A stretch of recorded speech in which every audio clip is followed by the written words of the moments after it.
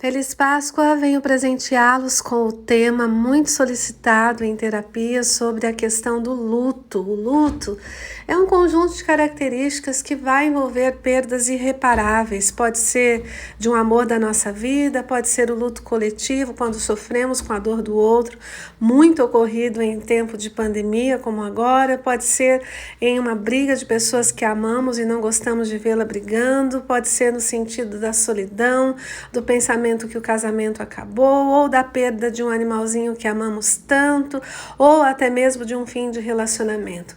Eu gosto muito da explicação da Elizabeth Klilberus a respeito das 5 fases importantíssimas do luto. Entre elas, nós chamamos a atenção aqui a questão da depressão, que pode envolver esse processo tão doloroso que, infelizmente, não temos como evitar passar por ele. Nós sabemos que, dentro das expectativas, o luto, de acordo com a Susana Herculano, é o tempo em que o cérebro precisa para poder organizar e aceitar que todas as expectativas que se construiu sobre a pessoa amada que se vai não serão mais executadas.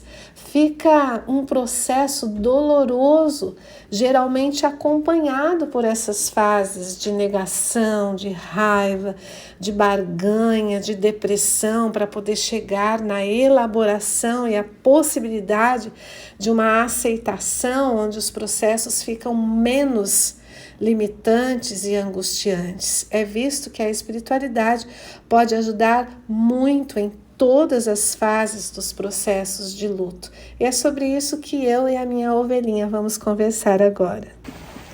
Olá, tudo bem com vocês? Estamos aqui com um presente muito carinhoso que ganhamos de alguém que amamos muito. Obrigada, Miriam. Um beijo para você. E sim, ela representa ou pode representar o Cordeiro de Deus que tira o pecado do mundo, motivo pelo qual nós conseguimos estar aqui hoje comemorando a Páscoa, que é a libertação e sim, o direito da vida eterna que conseguimos quando aceitamos o sacrifício que Jesus fez por nós, morrendo como um cordeiro mesmo, né? Na mansidão e na paz, pedindo inclusive para Deus perdoar ali os malfeitores que judiavam dele na cruz, dizendo: Senhor, perdoa, que eles não sabem o que eles estão fazendo. Mas sobre o luto que queremos conversar agora, nós já identificamos nos estudos científicos que o luto pode ser tanto a perda de um ente querido, quanto também um processo de uma perda de um relacionamento, também de um trabalho ou uma mudança de universidade, ou seja, tudo aquilo que envolve perdas muito significativas pode gerar em nós alguns processos já identificados na literatura, como até mesmo sendo necessários para fazermos a elaboração desse luto. Enquanto nós não conseguirmos elaborar o luto, nós podemos estar passando aí por sintomas muito perigosos para o desenvolvimento da nossa saúde mental, como a depressão maior, que precisa ser tratada, a ansiedade generalizada, o processo do luto pós-traumático.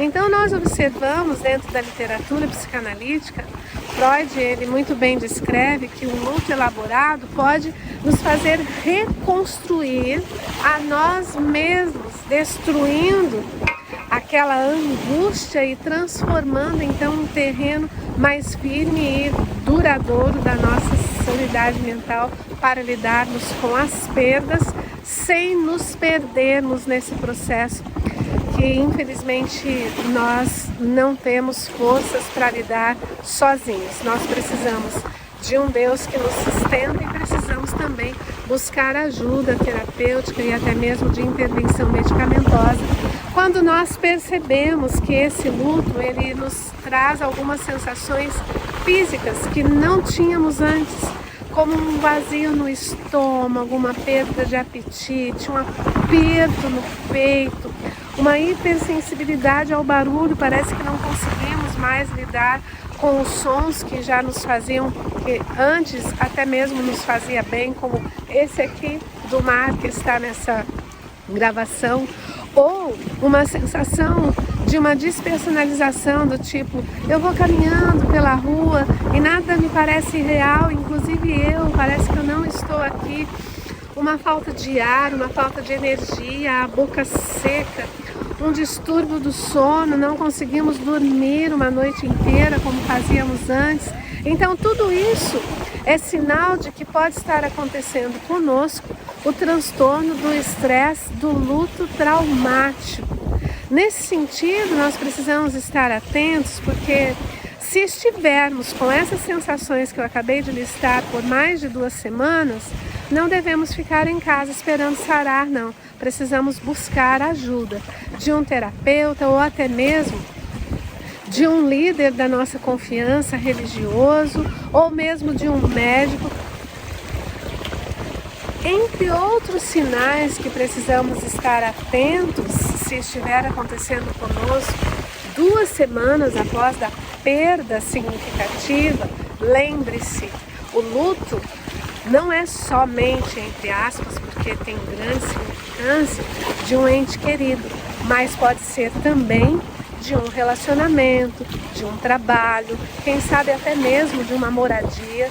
Se percebermos que passou de 2 semanas, ainda estamos com aquela sensação de nó na garganta, distúrbio do sono, do apetite, estamos aéreos caminhando, esquecendo muito das coisas e evitando muito lembrar ou estar em lugares que a pessoa que amávamos, perdemos, procurando por ela e até mesmo chamando o nome dela desesperadamente, com suspiro e hiperatividade mesmo de pensamento, choro a respeito dela, querendo segurar e abraçar e carregar conosco objetos que pertenciam a ela.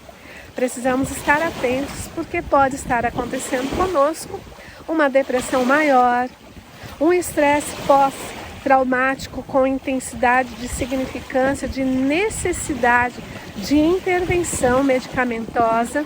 Afinal, nós já estudamos que o luto ele mexe com a estrutura do nosso eixo HPA, que é uma estrutura essencial de nos manter em equilíbrio. Então, se a gente perceber que estamos com sintomas que nos sinalizam essa perda de equilíbrio com todas essas situações que acabamos de conversar, devemos procurar ajuda imediatamente. Não devemos esperar, não. Lembre-se, se em 2 semanas você continua com a repetição desses sintomas, temos que procurar a remissão deles.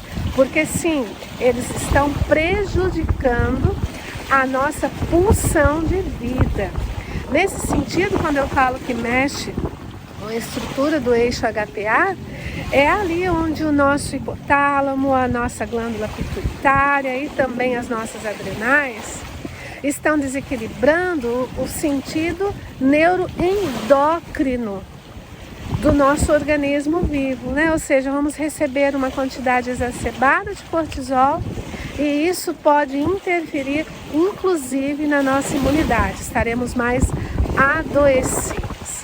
Então eu venho aqui com muito carinho informar a você que esse processo de luto, ele pode durar até 2 anos, ou seja, não se preocupe que você não está dentro de uma linha em que muitas outras pessoas não estão. Já é visto em literatura científica que não vai acabar esse processo da noite para o dia, que ele pode demorar de 1 a 2 anos para você poder fazer o processamento e a elaboração dessa perda. Entretanto, a partir de 2 semanas com sintomas exacerbados de uma angústia, onde você não consegue falar nesse ente querido, onde você não consegue lidar em estar em espaços que ele já frequentou e onde você percebe que você está acordando muito ou está com dificuldade de dormir, não espere para buscar ajuda.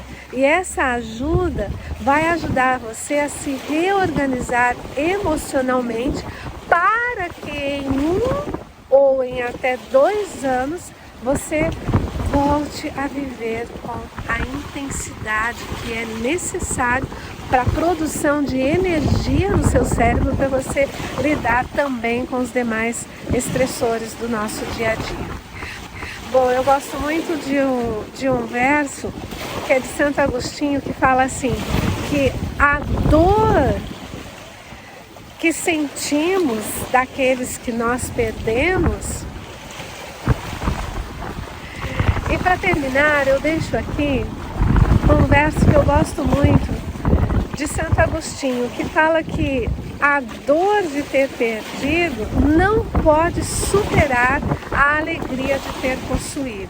E de Apocalipse 21:3, que diz que Deus tem preparado para nós um lugar onde não haverá mais luto, nem pranto e nem dor, porque as primeiras coisas já passaram e porque Jesus Cristo, Ele veio como um cordeirinho para nos dar essa oportunidade e alegria incomparável da vida eterna, sem mais perdas, sem mortes, sem dor, sem sofrimento.